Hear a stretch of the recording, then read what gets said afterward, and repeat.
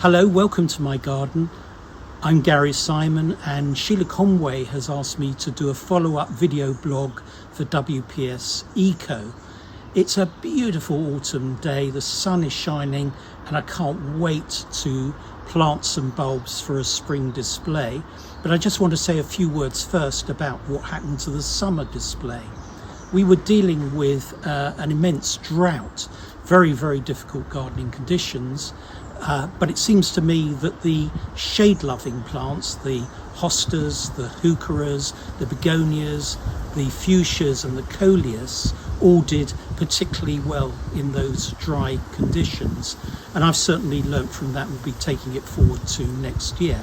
So without further ado, let's get on to bulb planting. And I want to take you into the greenhouse where I've already got some bulbs underway. So let me show you a few things going on in the greenhouse. Over here we've got some hyacinth bulbs just started off, one for each of the grandchildren. They've planted a hyacinth bulb in one of these little glass vessels. Very cheap to do, very easy to do. Also I've got some paperweight daffodils growing in this ornamental container, and they will flower for about December. Over here I've got some amaryllis newly planted up about a week ago. They'll come into flower in about December. Beautiful blooms. These are all last year's amaryllis which I've saved. And then finally, under the staging here, I've got my cannas which I lifted last week, those huge lilies that I showed you in the summer. I've just split them up, washed them off, let them dry, and I'm going to pack them up into boxes nice and cozy for the next 3 winter months. So now let's move into the potting shed. So here we are in the potting shed, and I've laid out my tulip bulbs with my earlies, my mid-season and my lates all set out in a pattern, and I'm going to plant them in pots in succession.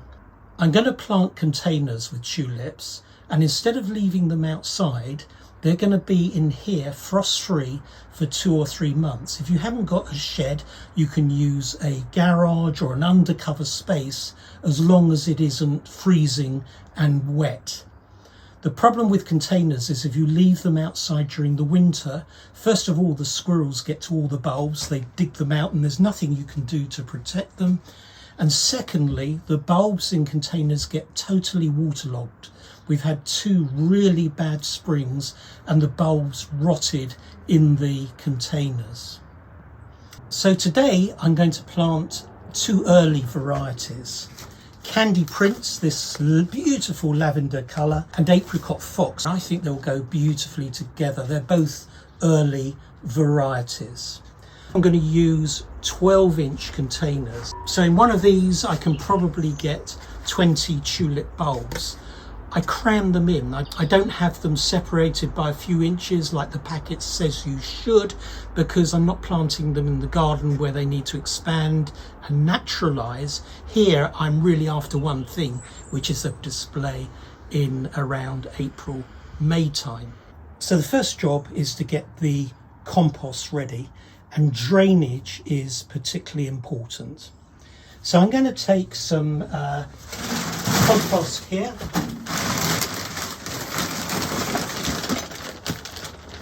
This is silver compost, which is one recommended by the Royal Horticultural Society. It's peat free.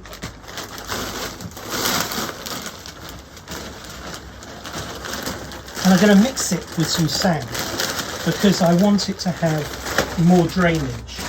So a few handfuls of sand into the compost and then mix it all together, and that will give super drainage, which is important because the roots need to be able to populate the compost very easily.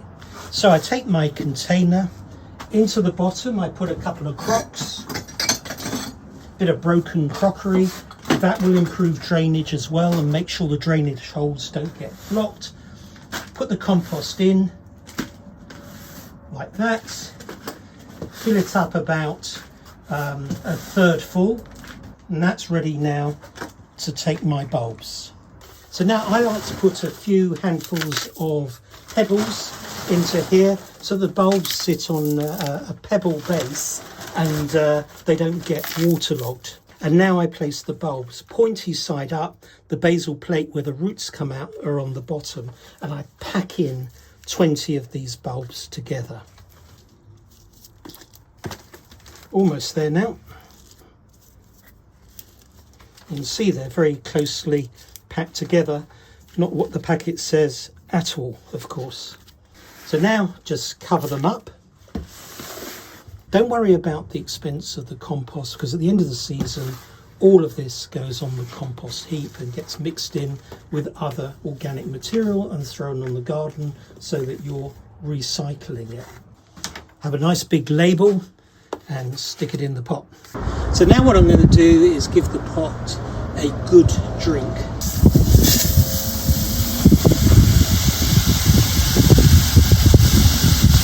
This will keep it going throughout the winter. I'm just going to wait until this appears at the bottom of the pot, and then I know it's enough water's gone through to sustain it through the winter months, and it might just need a little bit more water later on in the season. All that remains now is for me to put the pot into the potting shed.